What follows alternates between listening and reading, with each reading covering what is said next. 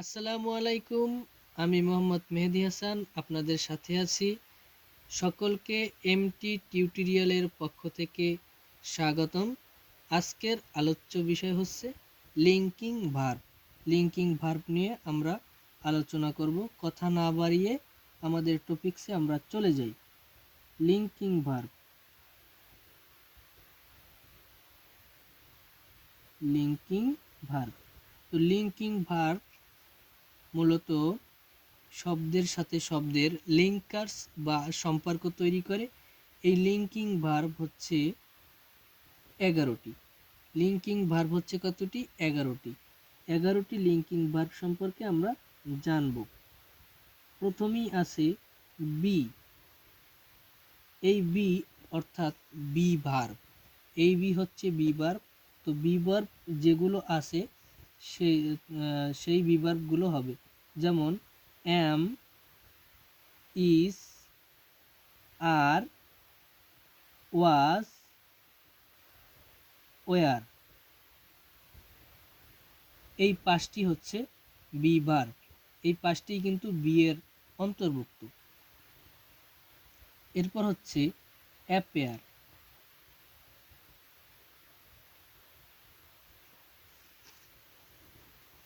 Appear appear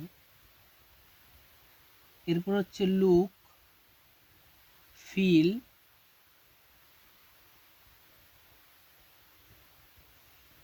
become, seem, look, smell, sound, remain, tasty, এসটি। এই 11টি হচ্ছে লিঙ্কিং ভার্ব। এই লিঙ্কিং ভার্বের পরে আমি শর্টকাটে লিখে দিচ্ছি, লিঙ্কিং ভার্বের পরে অ্যাডজেক্টিভ হয়। লিঙ্কিং ভার্ব যদি থাকে তার পরবর্তীতে হবে অ্যাডজেক্টিভ। লিঙ্কিং ভার্বের পরে অ্যাডজেক্টিভ অথবা অ্যাডজেক্টিভ বসে। কিন্তু কিছু লিঙ্কিং ভার্ব আছে যাদের পরে অ্যাডজেক্টিভ বসে না। যাদের পরে অ্যাডভার্ব বসে। এখন 4টা লিঙ্কিং ভার্ব আছে যেগুলোর পরে অ্যাডজেক্টিভ না বসে অ্যাডভার্ব বসে। যেমন ফিল, লুক, স্মেল এবং টেস্টি। এই 4টি লিঙ্কিং ভার্বের পরে অ্যাডজেক্টিভ না বসে অ্যাডভার্ব বসে। এটা একটু ব্যতিক্রম নিয়ম। Feel, look, smell, tasty. এদের পরে অ্যাডজেক্টিভ না বসে অ্যাডভার্ব বসে। কিন্তু কখন বসে? যদি এই শব্দগুলোর পরে অবজেক্ট থাকে তাহলে অ্যাডজেক্টিভ না হয়ে অ্যাডভার্ব হয়। যেমন আমরা একটা উদাহরণ দিই। আমরা সাধারণত কি জানি? লিঙ্কিং ভার্বের পরে অ্যাডজেক্টিভ বসে। তাহলে আমরা একটা উদাহরণ দিলাম, হি ফিলস ব্যাড।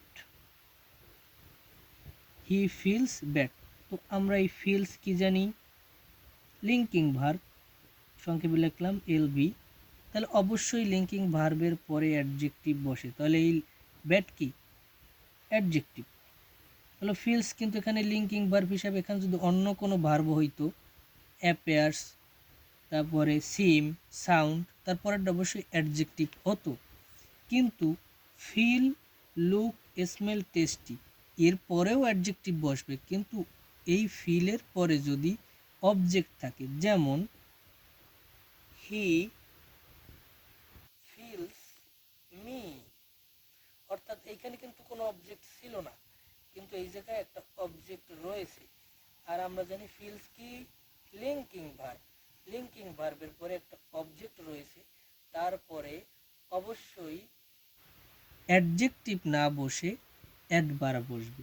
অর্থাৎ এইখানে কোনোভাবেই ব্যাড হবে না, এখানে হবে ব্যাডলি, এখানে হবে ব্যাডলি। যারা চাকরির পরীক্ষা এবং অ্যাডমিশন টেস্টের জন্য প্রস্তুতি নিচ্ছ, তাদের জন্য অবশ্যই এটি গুরুত্বপূর্ণ। তোমাদের এইভাবে দুই একটা কোশ্চেন থাকে, চুজ দ্য কারেক্ট অ্যান্সার দিয়ে 4টা অপশন থাকবে, সেখানে এই ইংরেজির ইন্দ্রজালগুলো দেওয়া থাকে।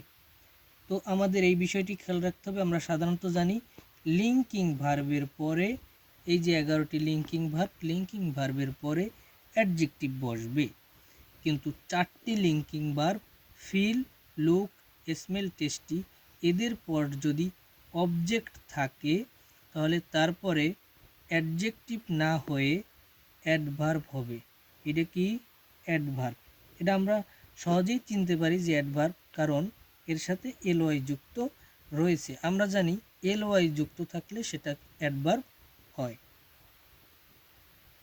তাহলে কি ফিলস কিন্তু একটা লিঙ্কিং ভার্ব। অনেক সময় তোমাদের চুজ দ্য কারেক্ট অ্যান্সারে দেখা যায় ফিলস আছে, তারপরে অবশ্যই অ্যাডজেক্টিভ আছে, তোমরা ওইটাকে কারেক্ট দিয়ে আসো। কিন্তু লক্ষ্য রাখতে হবে, যদি এই 4টার ফিলস, লুক, স্মেল, টেস্টি, এই 4টার যদি যে কোনো একটা থাকে এবং তারপরে যদি অবজেক্ট থাকে, সেক্ষেত্রে অ্যাডজেক্টিভ না হয়ে অ্যাডভার্ব হবে। এগুলো যারা অ্যাডমিশন টেস্ট এবং চাকরির পরীক্ষার্থী আছে তাদের জন্য খুবই গুরুত্বপূর্ণ। তো আজকের আলোচনা এই পর্যন্তই। সবাই ভালো থাকবেন, সুস্থ থাকবেন এবং আমার এই চ্যানেলটি সাবস্ক্রাইব করবেন, লাইক দিয়ে পাশে থাকবেন এবং বেল আইকন বাজিয়ে সকল